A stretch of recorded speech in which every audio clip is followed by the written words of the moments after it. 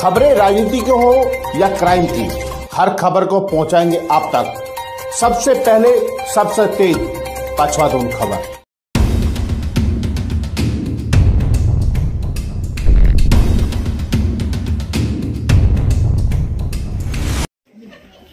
नमस्कार दोस्तों, देवभूमि मीडिया की टीम आज पहुंची है वार्ड नंबर 4 में। हमारे साथ जो चेयरमैन पद के प्रत्याशी हैं धीरज बॉबी नौटियाल, वो मौजूद हैं। जो यहाँ से सभासद पद के प्रत्याशी हैं, यहाँ से वो मौजूद हैं। और हमारे साथ काफी जो युवा हैं, बुजुर्ग हैं, महिलाएं हैं, वो काफी यहाँ पर मौजूद हैं।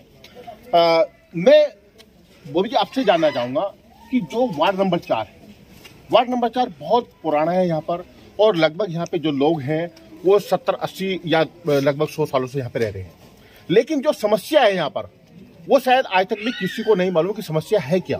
यहाँ पर जो पीने के पानी की समस्या है वो सबसे बड़ी समस्या है। जो यहाँ पे लाइन बिछी है बहुत पुरानी है, उसका प्रेशर इतना नहीं है कि वो पहली मंजिल पर उसको पानी को पहुंचाया जा सके। ऐसे में लोगों को पीने के पानी की सबसे बड़ी समस्या है। अगर आप चेयरमैन बनते हैं तो उसके लिए क्या कदम उठाए जाएंगे आपको? देखिए, जो आप ये पानी की समस्या बता रहे हैं, ये हम लोगों को कई लोगों ने बताई है जी। सर्वप्रथम इसका जो हम निस्तारण अवश्य करेंगे। दूसरा जो है, मैं देख रहा हूँ यहाँ पर पूरे जो है अम्बेडकर वार्ड नंबर 4 से ये वार्ड है, यहाँ पर इंसुलेटेड केबल नहीं डली हुई है जी। और बिल्कुल घरों से जो है लगती हुई है जो तारें हैं, जिसमें कभी भी किसी जान को खतरा बना हुआ रहता है। और तीसरा जो है, देख रहे हैं कि यहाँ पर जो है बहुत परिवार ऐसे हैं जिनको आवास मिलने बहुत ही जरूरी है, जो बिल्कुल कच्चे मकानों में रह रहे हैं। एक्चुअल में मैं आपको थोड़ा सा याद करा दूं, क्योंकि एक्चुअल में ये जो कॉलोनी है, ये जो वार्ड नंबर 4 है, इसमें ज्यादातर जो है दलित समुदाय निवास करता है। बिल्कुल। तो यहाँ पर क्या है कि उन लोगों को वोट के लिए तो इस्तेमाल किया जाता है, बिल्कुल। लेकिन वोट लेने के बाद उनकी समस्याओं को ना तो सुना जाता है, ना ही उनकी समस्याओं की हल किया जाता है। तो ये सबसे बड़ा सवाल खड़ा होता है। देखिए, वार्ड नंबर 4 में अगर काम कराना होता तो ये वार्ड नंबर 4 जो हमारा अम्बेडकर के नाम से है, यहाँ ये टीएसपी का एससीटी का मानक पूरा करता है जी। स्पेशल कंपोनेंट प्लान में ये जो है वार्ड है। और मैं बताता हूँ, कोई प्लान करने वाला हो तो सरकार के पास इतना पैसा है कि यहाँ पर सारे काम जो है कंप्लीट हो सकते थे जी।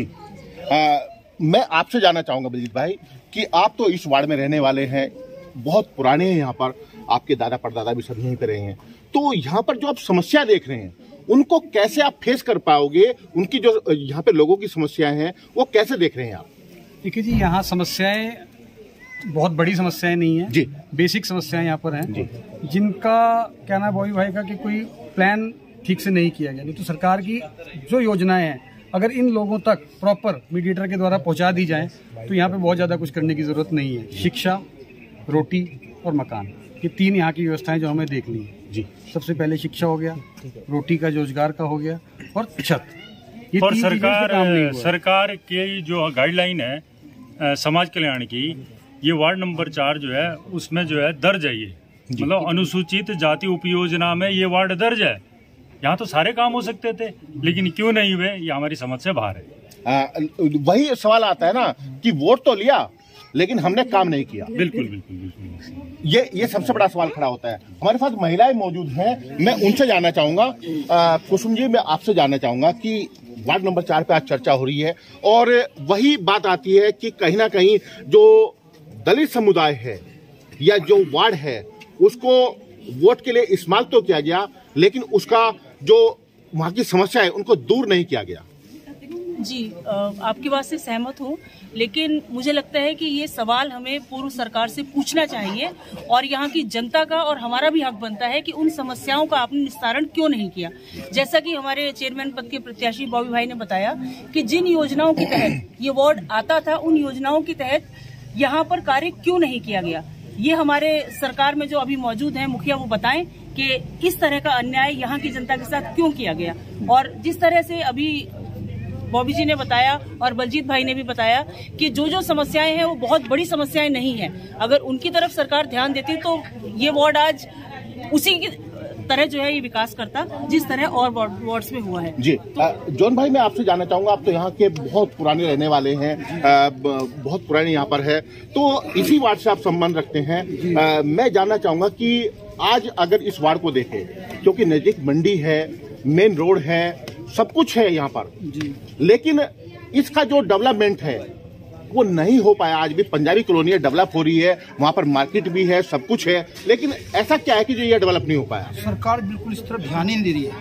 यहाँ पे चेयरमैन भी बीजेपी का है। सबसे बड़ी समस्या यहाँ पे सीवर लाइन की भी है। जो आपने कहा यहाँ पे पानी की समस्या है कि एक मंजिल पे भी पानी नहीं चढ़ पाता, लेकिन सरकार इस तरफ यहाँ पर ध्यान नहीं दे रही, ना चेयरमैन ने दिया। बस यहाँ पे हमारे यहाँ दलित वोट ज्यादा है, बस को वोट खींचने के लिए आकर्षित होते हैं और बाद में वोट लेने के बाद कोई यहाँ पर काम नहीं करते। ये समस्या है। जी, मैं आपसे जानना चाहूंगा शशि जी कि जो यहाँ पर जो समस्या तो आपने सुन ली, आपने उनका समाधान भी सुना है।